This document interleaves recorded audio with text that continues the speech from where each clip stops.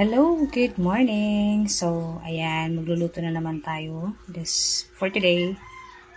It's Sunday, so magluluto ako ng lumpiang Shanghai. Ayan siya. So, meron na tayo ditong, ayan, giniling. Tapos, pagsasama-samahin na natin yung ating mga ingredients. So, ito, carrots. Ayan. Dalawang perasong carrots lang yan. Parang ang dami. Ayan. Pero mas maraming gulay, mas masarap. Ayan. Halo-haloy lang natin yan. Sama natin itong sibuyas at saka bawang. Hirap ng... Ayan. So, ayan. Nalagyan ko na yan ng ating asin at saka ng ating paminta. Medyo malaki yung ating paminta. Dapat yung pino. Tapos, nalagyan ko na rin yan ng ating seasoning. So, gagawin natin dyan, guys. Hahaluin natin siya. Ayan, gamit ang ating kamay. Malinis naman yung kamay ko. Ayan, so ito yung way ko ng pagluluto ng lumpia. So, iba-iba po ng way ng pagluluto ng lumpia. Yung iba, piniprito po nila yung karne. Kasama po yung ating mga ingredients. Pero ako, ito po yung way ko ng pagluluto. Ayan, so kanya-kanyang trip. Ayan, so kailangan mahalo ito ng maigi. Okay, haluin ko lang. Okay? Tapos, lalagyan ko din ng nito. Pwede naman toyo, pero ito yung ilalagay natin para mas lalo siyang masarap. Kunti lang. Ayan. So, yan. Mekos-mekos ulit.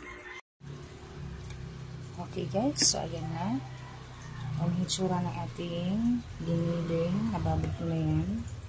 Tapos ito yung ating lumpia wrapper, yung small lang yung pinili ko. Ayan, so ano na tayo, babalot.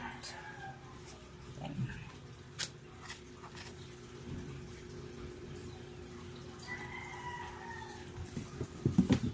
Ito lang yan.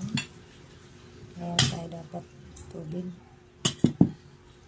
Huwag lang damihan para maluto yung ating karne.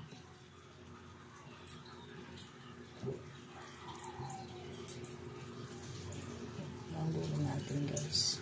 For the house lang naman to. So, hindi kailangan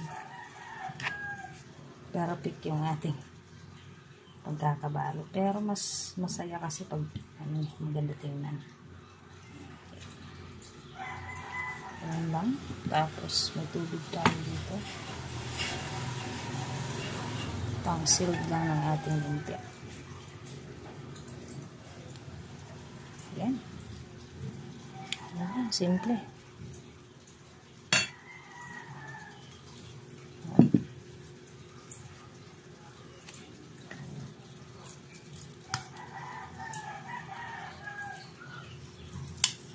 Marami to, guys. Tatapusin ko lang yung aking pagbabalot.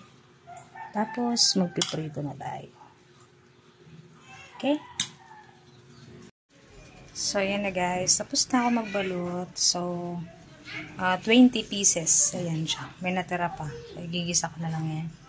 So, ayan siya. So, ipiprito na natin yan. Ayan na. Nakapagpainit na tayo ng mantika. Ayan. So, dapat naka-medium heat lang yan siya. So, papalitan natin yan mamaya. Para maluto ng maigi yung ating lumpia. I mean, yung karne. Kasi hindi ko nga siya pre-cook. Ayan. So, ilagyan natin.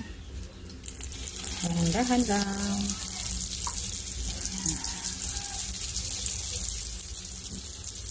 Hindi ko yung pre-cook yun. Kaya, dapat naka-medium heat lang yung ating So, ayan na nga, guys. May naluto na tayong lumpia. So, itatry natin dito sa ating suka na napakadaming sili. Ayan siya, guys. So, luto naman yung ating lumpia.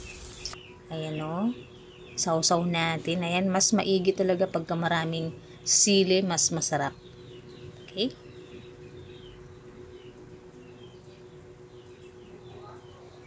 Ayan. Ang sarap yan, guys.